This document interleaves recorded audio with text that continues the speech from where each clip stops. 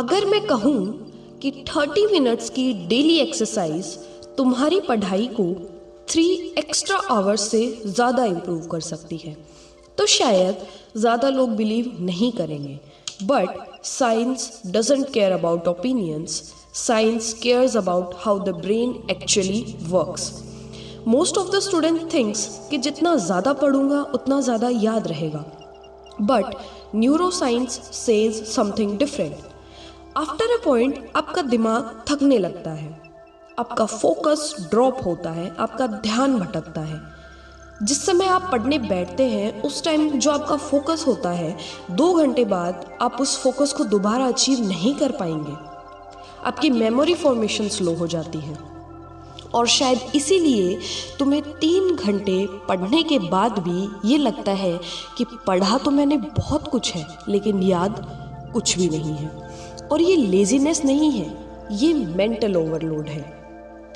अब सुनो, what exercise does to the brain. The first thing is blood flow increases. जितना ज़्यादा O2 उतना better concentration. This is the scientific fact. और blood flow increase कैसे होगा? आपके एक्सरसाइज करने से। आप जितना ज़्यादा मूवमेंट करोगे, अपनी बॉडी से पसीना निकालोगे, उतना ज़्यादा आपका ब्लड फ्लो इंक्रीज होगा और उससे आपके ब्रेन तक ज़्यादा O2 पहुँचेगी और आपका कंसंट्रेशन मोर बेटर होगा। Okay, and the second thing is BDNF, brain growth fertiliser hormone, जो कि आपके एक्सरसाइज करने से, मूवमेंट करने से रिलीज होता है। ये आपको मेमोरी और लर्निंग पाथवेज को स्ट्रॉन्ग बनाता है, आपको चीज़ें लंबे समय तक मेमोराइज करने के लिए हेल्प करता है। And the third one is stress hormone कम होता है। जी हाँ, आपके मूवमेंट करने से, सिर्फ 20 मिनट 25 मिनट एक्सरसाइज करने से स्ट्रेस कम होता है। So the less stress equals to better recall. और शायद इसीलिए रिसर्च क्लियरली बोलती है, जो स्टूडेंट एक्सरसाइज करते हैं वो फास्ट सीखते हैं और स्लो भूलते हैं। जी हाँ, अब मैं बताती हूँ तुम्हें कब एक्सरसाइज करनी चाहिए। For students only, okay. Light to moderate exercise करनी है बिफोर स्टडी और बिटवीन लॉन्ग स्टडी सेशन। इसका मतलब है जब आप पढ़ने बैठें उससे 15 मिनट 20 मिनट पहले आप थोड़ी देर कोई मूवमेंट कर लो, थोड़ी स्ट्रेचिंग कर लो, वॉकिंग कर लो, स्किपिंग कर लो, जिससे आपका माइंड थोड़ा एक्टिव हो जाए और आपको पढ़ने में आपका जो फोकस है वो ज़्यादा हो। ओके।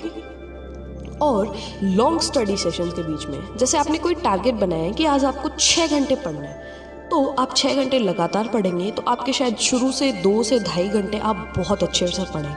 लेकिन अगर उसके बाद भी आपने लॉन्ग सिटिंग की है तो आप चाहे बैठे रहेंगे बट आपका जो फोकस होगा ना वो कम हो जाएगा।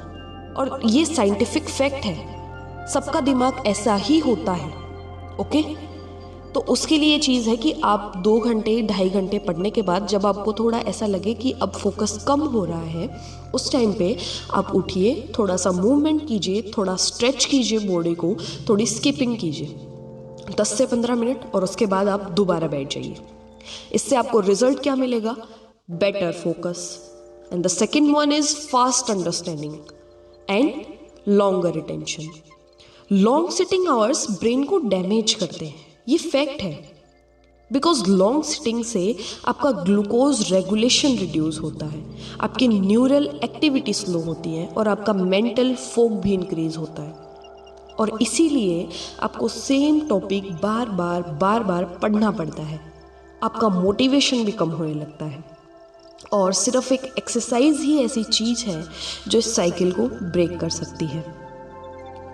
अगर आप 3 hours extra study without exercise करोगे तो वही low energy, slow brain, high stress, poor attention, यही सब शायद आपको देखने को मिलेगा।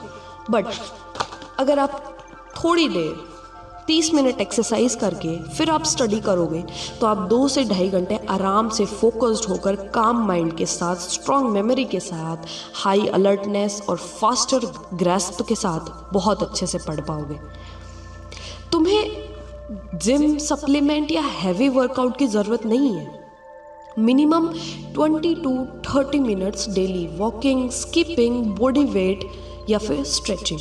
ओके, और द मेन थिंग इज़, जो आजकल के लोगों के ना वो एक जनरली ऐसा बन गया है कि भाई कॉफ़ी शॉट्स जगाए रखने के लिए खुद को, तुम्हारे कॉफ़ी शॉट्स ब्रेन को एनर्जी नहीं दे सकते हैं, बट शायद थोड़ा सा मूवमेंट डेफिनेटली तुम्हारे ब्रेन को एनर्जी देगा।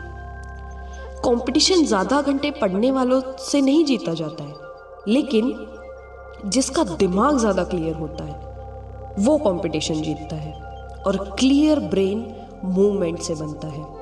अगर मेरी बातों पर अभी भी तुम्हें ट्रस्ट नहीं है तो कल से एक एक्सपेरिमेंट करना, 30 मिनट्स का मूवमेंट और फिर पढ़ाई, रिजल्ट तुम्हें खुद ही दिख जाएंगे। ऑल द वेरी बेस्ट, पढ़ते रहो, आगे बढ़ते रहो।